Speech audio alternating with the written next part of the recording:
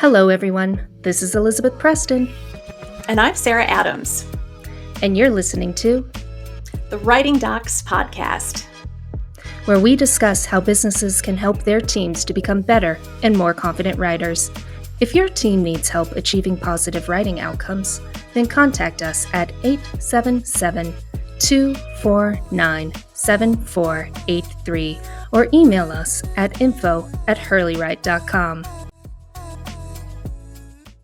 Hello, everyone. This is Sarah Adams, and I'm an executive consultant at Hurley Write. And you're listening to the Writing Docs podcast, where we talk about how businesses can help their team members to become better and more confident writers. I'm here with my co-host, Dr. Elizabeth Preston. Hi, everyone. And we're also excited to have with us today Dr. Matt Carlson. He's here for the podcast today as well. Matt, looking forward to talking with you today, too. Happy to be on the show. Matt Carlson has a PhD in Human Development and Family Studies from the University of Georgia and a master's degree in Family Sciences from the University of Kentucky. Worked as a research project coordinator at the University of Georgia and as a research scientist at the University of Nebraska-Lincoln. He is now a data analyst too and helps graduate students in academics transition from academia to industry careers. Again, welcome to the podcast, Matt. That's quite a pedigree you're bringing to the show.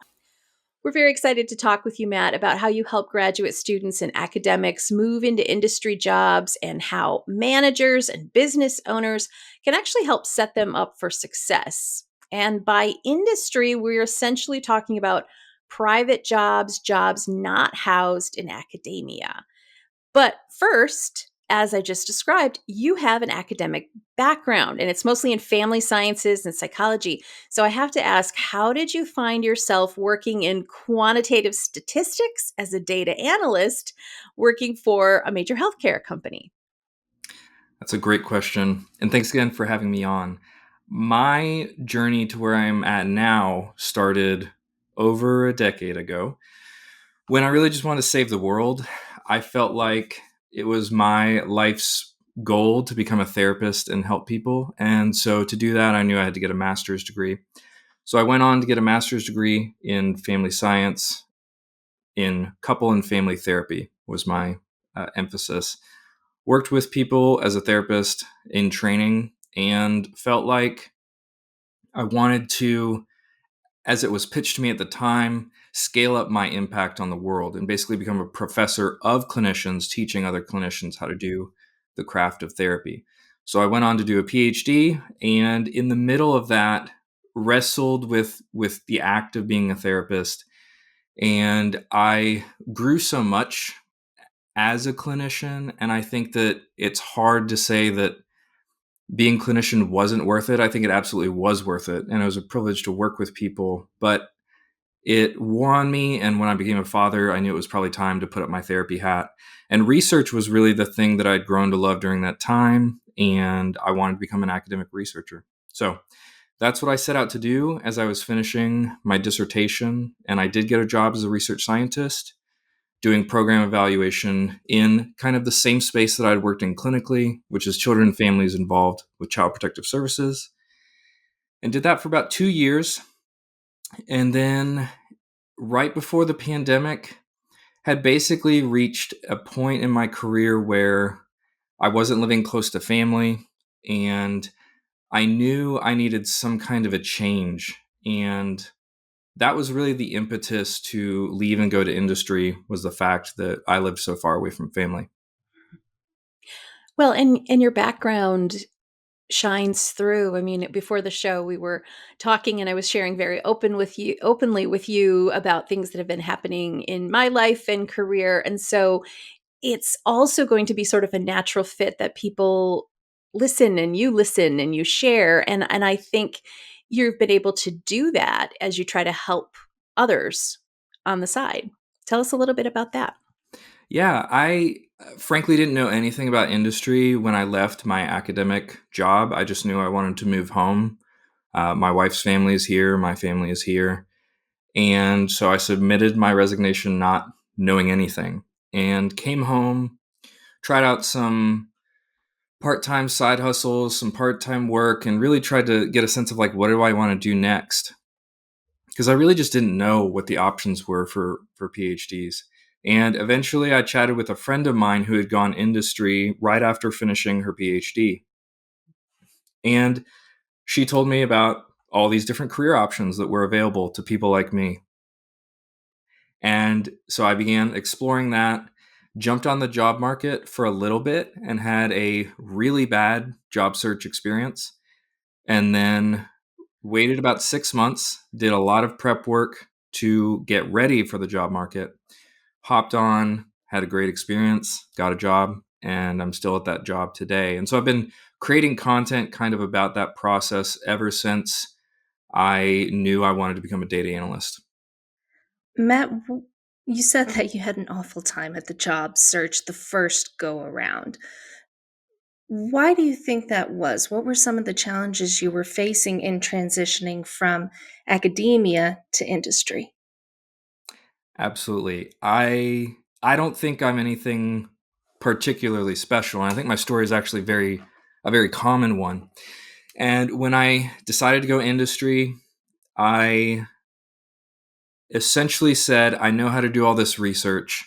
I know how to work with statistics. So I'm going to apply to everything that basically includes those skills. And I probably applied to 10 to 20 different kinds of job titles with a resume that looked like someone who was fleeing academia. And I think we're and laughing because we both understand We have exactly what been you there. mean. yeah, Yes. yeah, and I think many people do this, and they approach me about it now, and they're doing the same things. I wasn't really confident in interviews, but frankly, not having a clear job title that I was focused on, and not creating a resume that not only targeted that job title, but actually looked like the resume of people who hold that job. Those were for sure the biggest barriers. There were some others that I addressed in that period of time in between my two job searches. Like, I didn't know the commonly used statistical tools in industry. The big three are SQL or SQL, R, and Python. I knew the academic ones like SPSS and SAS and M+. And so I retooled a little bit to learn those. And I think that made some kind of an impact. And then I created a portfolio project showing I could actually do the work that is commonly done, specifically in the healthcare space. And I think all those things together, having a really clear focus on what kind of a job I want and what kind of a sector I wanted to work in, having a resume specifically tailored to that, that included a portfolio project tailored to it, having a better LinkedIn profile, and then just really knowing what my goal is and hammering away, that made night and day difference. You mentioned, I want to go back to, I love this term, flinging academia. And I think that speaks to some communication differences between academia and industry. What were some of the communication differences that you saw that our listeners should be aware of? Yeah, I think maybe the vehicle or the mechanism or like the product of that communication difference is probably largely in the resume. When I made my first resume, I took my CV, which I think was 12 pages at the time, and essentially condensed it down to one page. And I think that's what most academics do. And the reality is probably 90 to 99% of what's on your curriculum vitae is not something that industry employers are really that interested in. And there's really a reframing of talking like an academic, presenting like an academic, and transitioning to someone who talks and acts like a person who already has experience in the role that they're trying to get. Even if on paper, in reality, I hadn't been a quote unquote industry data analyst before, I knew the nuts and bolts, but I was presenting myself as basically like a professor or the academic way of thinking about it. And I think there's an interesting distinction between actual value and perceived value. And I think many PhDs have real actual value that could be valuable to business leaders, to nonprofit leaders, but they they pitch it in such a way that their perceived value to employers is actually quite low. And a lot of it just comes down to languaging yourself correctly and positionality. I ask this because I think we've seen it a lot in our work, and I'm sure you have too, where we get these really smart folks. They come in and we hear their managers, we hear their owners saying, I don't know why they're struggling. I don't know why there's these really smart PhDs that I hired are struggling with communication, with writing. So understanding the mindset that they come from with academia and have to kind of transition and get out of to be successful in industry, I think is important for managers and owners to know. And it's actually interesting because I've been following you for years, Matt, on Instagram. I found you when I was doing my PhD and Mhm. trying to look like, what do I do next? And what you posted really spoke to me. It felt like someone understood that here's where I'm coming from. Here's this frame of mind.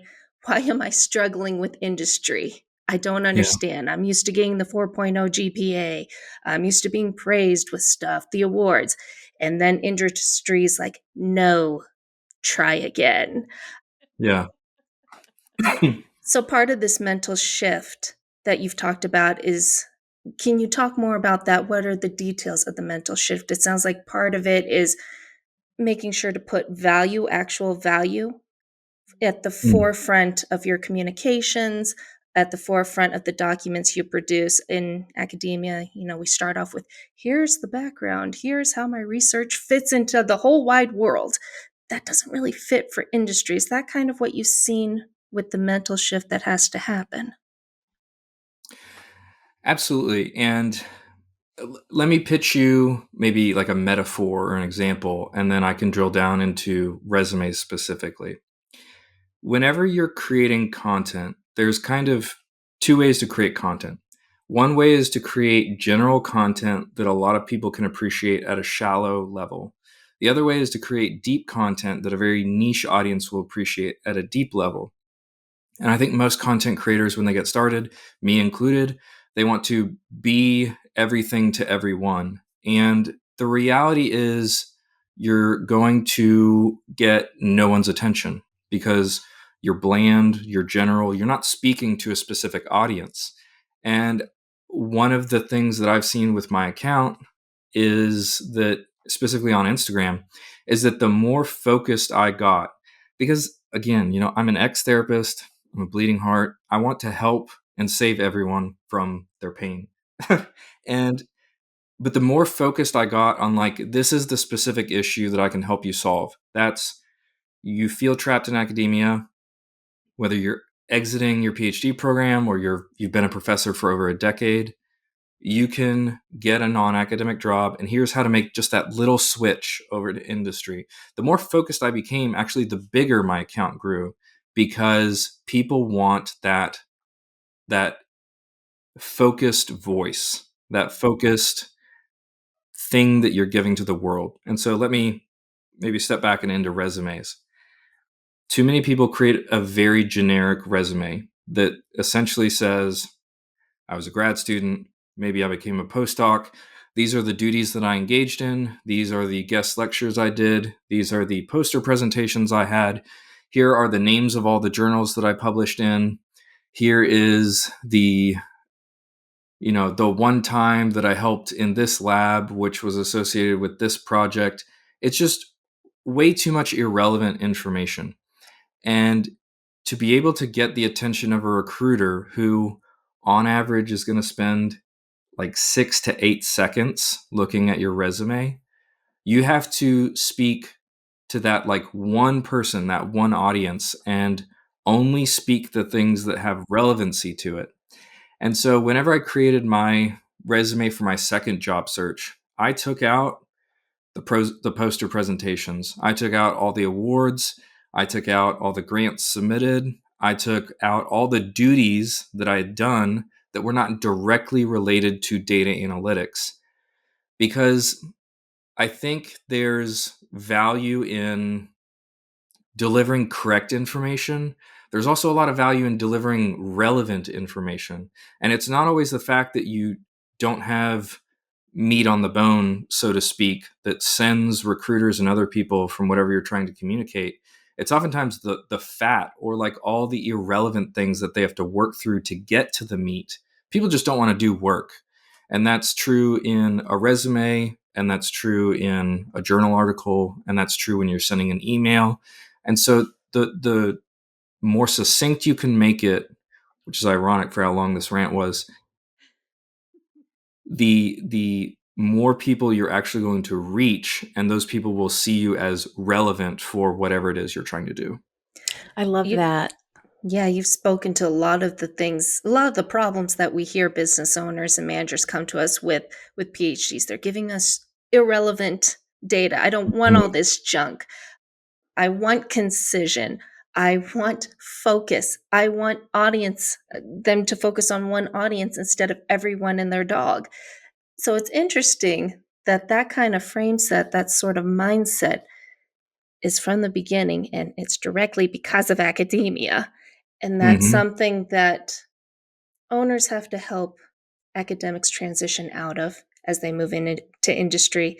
And academics have to take that responsibility to be like, all right, time to change gears. Absolutely. Absolutely. And I think academics are not intentionally, but in some ways set up to fail if you think about how industry is different than academia, because in academia we're rewarded for articulating in entirety. And so if you think about a journal article, they're like what, 18 to 24 pages, and the nuts and bolts of that journal article could be explained in a 250 to 500 word abstract. And Exactly. the abstract is what you should be focused on whenever you're going industry, not the journal article of everything you've ever done and all of these activities you've been involved in and all these awards you've done. And I think there's a sunk cost fallacy to wanting to share everything and having everything count. But the reality is that 80% of what you've done probably just isn't relevant. And so choosing to focus on the 20% is just, I think, how you actually win in transitioning to industry. Let me ask you this: when it comes to thinking and communicating, in your experience, how has critical thinking and problem solving that people tend to do in academia? How is it similar to or different from the critical thinking and problem solving skills that people need for industry? Are there similarities? Are there differences? What have you noticed? I feel like it's oftentimes the exact same. Excuse me. You are presented with problems in your industry job that you don't know how to solve, and maybe even your supervisor doesn't know how to solve them. And we as academics, we are experts if in anything, we're experts in learning. And so learning how to solve complex problems in a like self-taught manner, I think is one of the hidden strengths of many PhDs. And frankly, I think that's why many PhDs successfully transition to industry, because they're able to, by reading a few blog posts, by doing an online course or two, they're able to absorb what they need to do to go into.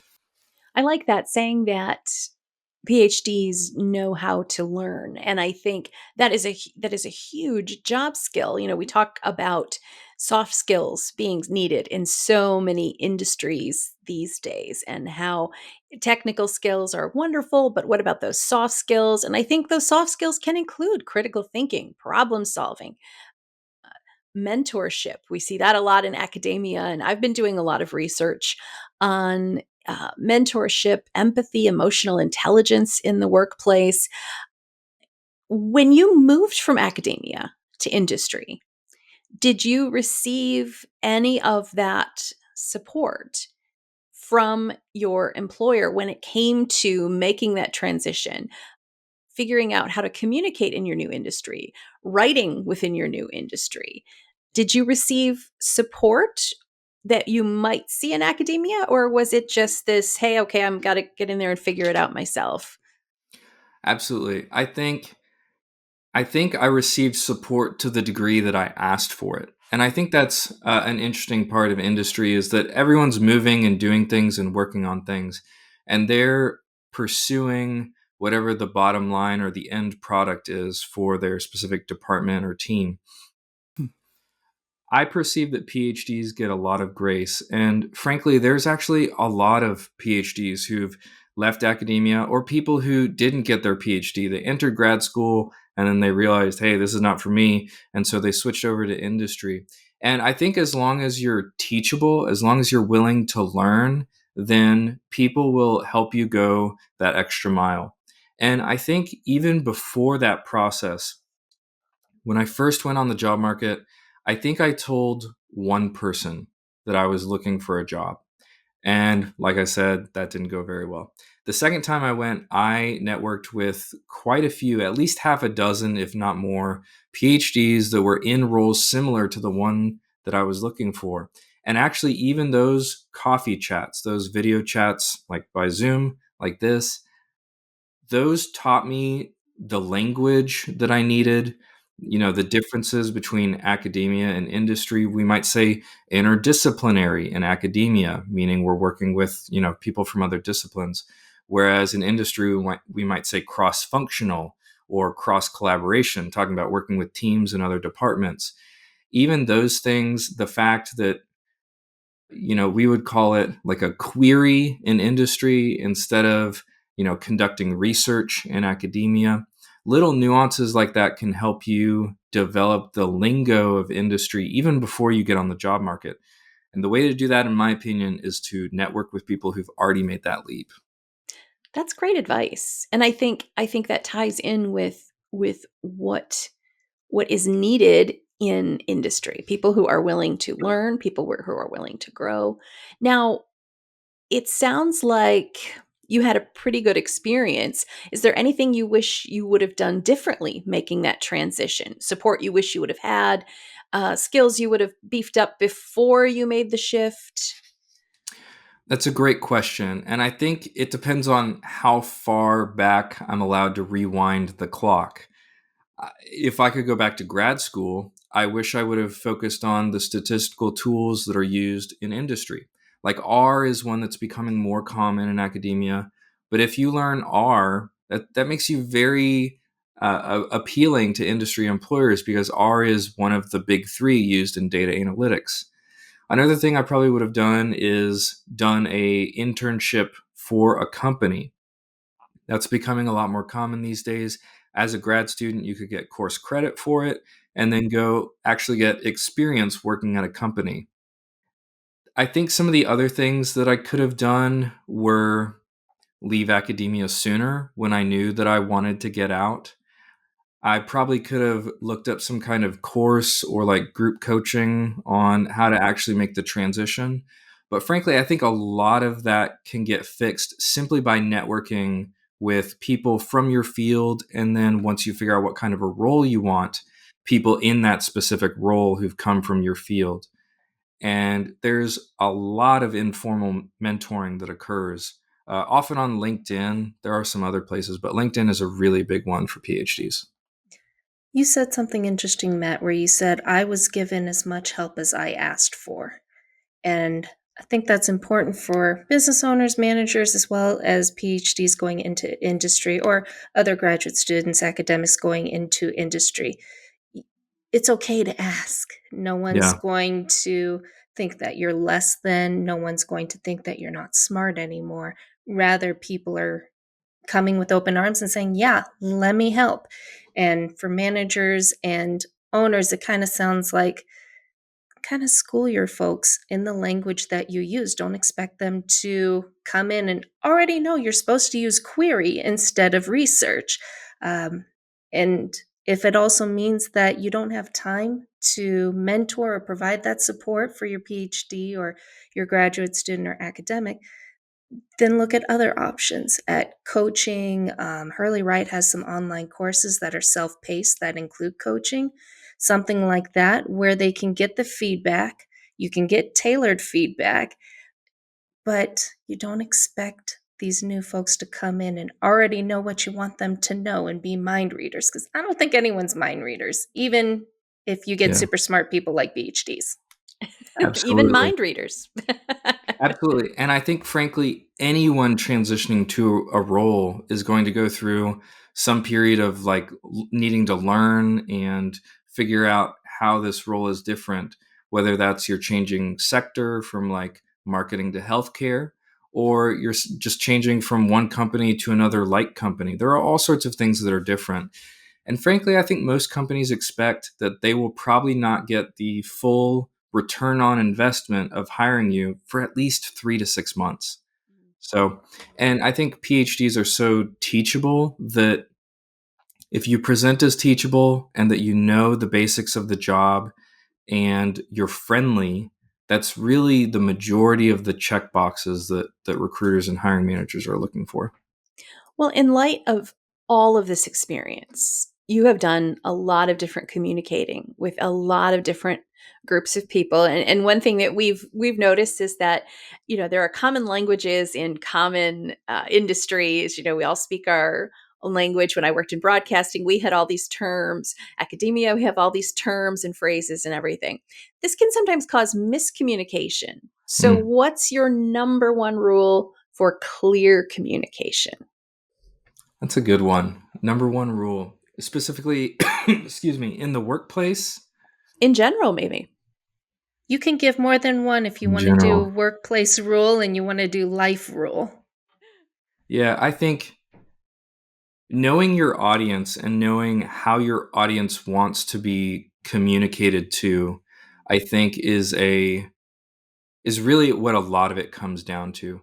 And I think an easy example, which people will probably hate me for saying this because I was in the clinical world and research world, but the idea of love languages, a very commonly used thing, not really as well researched as you might think, but the idea that people have love languages. And I think the automatic way that we do things is that we love others in the way we want to be loved. But the way to actually love someone is to love them in the way they want to be loved.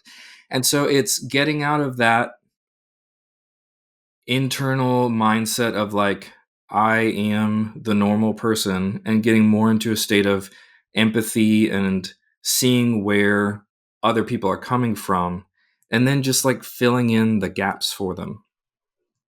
I love that. I love that. That's brilliant. And that goes back to what I was saying earlier about the need for some of these skills in industry and among leaders and among team members: empathy, critical thinking, the emotional intelligence. And I could talk about that all day. But as it happens, it is time for the part of our show where we ask the guest 3 questions. Every guest has to answer these questions.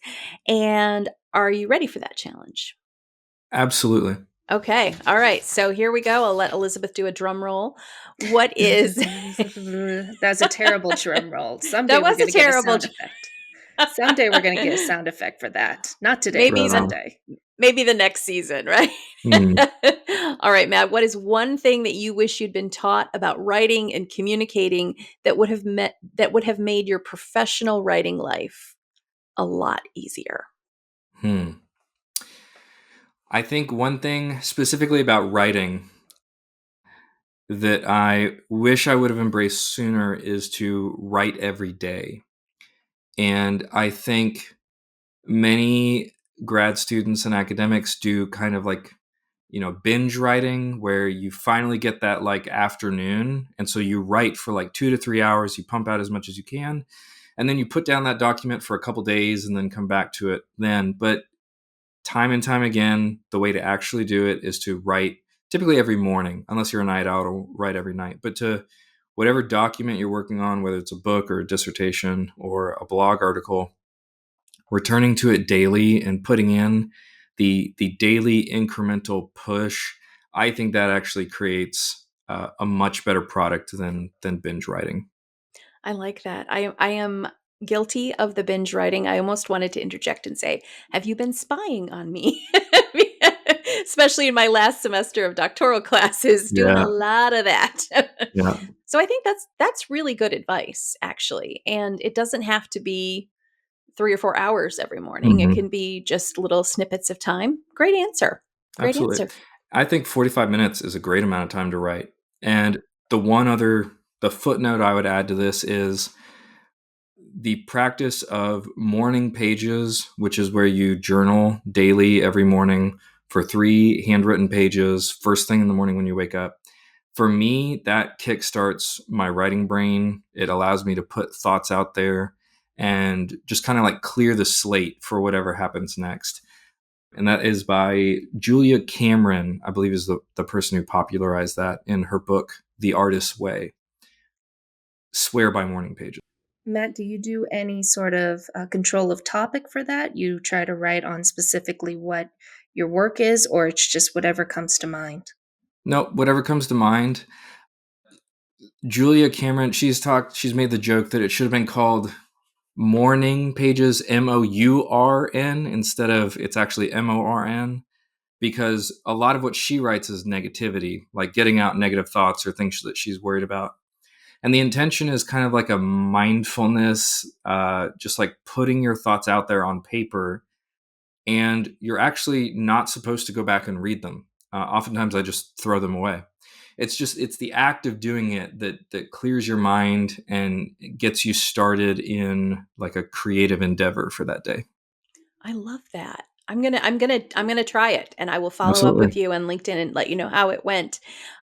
A lot of other things that Elizabeth and I have both learned in our background in writing is that not all of the writing and rules and habits that we learned in grade school, high school, college serve us. So, what's a writing rule or habit that people hear a lot about that doesn't seem to serve them as much in the quote unquote real world? Something like never end a sentence in a preposition or, things like Mhm. that. What is a rule that comes to mind for you that doesn't really serve you that well? Hmm. The first thing I thought about was the Oxford comma, which I love the Oxford comma. I am an Matt, Oxford no. comma supporter. And if I could zoom out a little bit, I think in academia we are trained to be perfect. We are trained to not have errors in submitted documents. We're trained to, not use abbreviations or things the wrong way. And I think that's great. And particularly if you're putting things out for the public and you want to have like a good public image, sure, perfect is good. I think in industry, the thing that wins more often than not is pragmatic. What actually Mm. communicates what you want to communicate, whether or not it's technically done correctly, I think is often less relevant. Of course, that could vary depending on where you go, but I think pragmatism beats perfection 9 times out of 10 for sure. I'll go with it, but still, long live the Oxford comma. I'm just saying. Yeah, I love the Oxford comma. I use it and I I do make too. jokes I about it, but I gave in after years and years oh and my, years. no. But well, our last of the three questions is what is one thing you wish people knew about communication in the Hmm. non-academic world, which is interesting because I have worked in communication departments and a lot of them, and sometimes there was more miscommunication there than in industry that I have discovered. But what are something you wish people knew? Yeah, I think as academics, we're taught to, as an afterthought, often to communicate things to someone who's not a technical expert in our area. And that's something that you'll often find in like the discussion section of a journal article, where you get out of the lingo and you get more into, this is how you break it down for policymakers and for practitioners and that kind of a thing. And I think if you want to go industry, I think for the average PhD, they have to flip it and they have to make the talking to a non expert the main thing and make talking to experts the minor thing. And so I think many PhDs do themselves a disservice, whether it's on a resume or in an interview call, by just staying in expert speak. And I think that closes more doors than it opens. Absolutely. We've Great seen that a answers. lot. Yeah, yeah. Great And answers. Thank Thank you. you. Yeah. and owners and managers can take that information and they can really try to make that overt and clear for their academics that are coming in saying, we're writing to non-technical audiences. Let's pretend that you're writing an abstract or a discussion. Don't give me the other stuff. Absolutely. Absolutely. There's always room for an appendices somewhere. Doesn't mean everything needs to go in the executive summary. I love Yes. that. I want to sort of raise a glass to you in that statement. I think that was absolutely brilliant. Agreed. Agreed. Especially as someone who has been reading journal article after journal article, please keep it short and sweet and put it in the abstract. Yeah. but Yes. I Yeah. digress. There's a great scientist that I knew just very briefly at UGA. And one of the things I heard him say, I think he was being interviewed on NPR. He said something to the effect of like, if you can't communicate a complex thing clearly enough, you don't know it well enough. And I was like, boom, that's totally it. Totally it. I agree 1,000%. Matt, we also have a segment called Doctor's Diagnosis, and you just happen to be a doctor, Okay. where listeners and clients submit their writing ailments and we write prescriptions for them to fix their writing woes. So here's our listener's writing ailment. It comes from someone who received their PhD recently and is now in industry, but they're having some struggles. They say, I graduated with a PhD in microbiology and I'm working at a biotech company. I keep getting my reports returned to me with lots of red ink and revisions, and I keep getting told to think less like an academic in all of my work and communications with my colleagues. I don't know what that means, but I feel like I'm failing, and I'm wondering if I'm cut out for a job in the corporate world. But I don't want to go back to academia because the pay was terrible and I hate chasing grants. What should I do? How do I think Yeah. less like an academic? That's a great question. And unfortunately, I think a lot of that comes with time. And I'd love to know maybe how long this person had been in industry. I know that wasn't part of it. But for me, I only am now starting to feel like an industry PhD or just like an industry employed professional. And I'm coming up on, in a few months, I'll be at my 2-year anniversary for having worked at the company I'm at now. And I think, unfortunately, it just takes time. And I think embracing the communication feedback from non technical experts, seeing it from their point of view as best you can, just accepting that things don't need to have this like overwhelming amount of technical support or accuracy or lingo. And I think also another thing that was helpful for me is finding a mentor, whether that's your supervisor, or for me, it was both my supervisor and then a colleague on my team, and chatting with them, having them look at documents, having them just kind of give me feedback on, am I assimilating to this role correctly? I think those were the things that really helped me become more ingrained into this industry environment. Great advice. Helping academics assimilate to industry. I love it.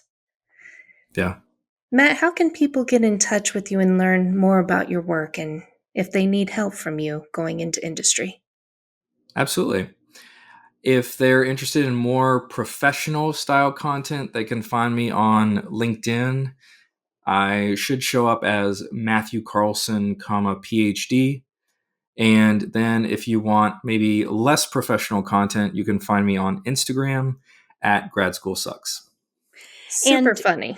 Super funny Yeah. And we content. also hear that you have a 6-week checklist for graduate students in academics, and that is at your website, and they can connect to you there. Yep. If they want to download the 6-week checklist, it's something that I built basically from what other PhDs told me on how to go industry and how my industry shift was successful. It's just a 1-page PDF with basically a list of tasks and serves as a roadmap for PhDs. And you can go to 6weekchecklist.com and that'll redirect you to getting the checklist. Wonderful. Thank you so much for joining us today, Matt Carlson, PhD. Some great things for us to think about and digest. And we will definitely be in touch and let you know how the journaling is going and all of the other great advice that you gave us today. Thanks for being a part of Hurley Write podcast. For those of you listening, also be sure to check out Hurley Write's coaching and self-paced online courses that you can take if you're struggling or if one of your team members is struggling, making the transition from writing in academia to writing in the private sector.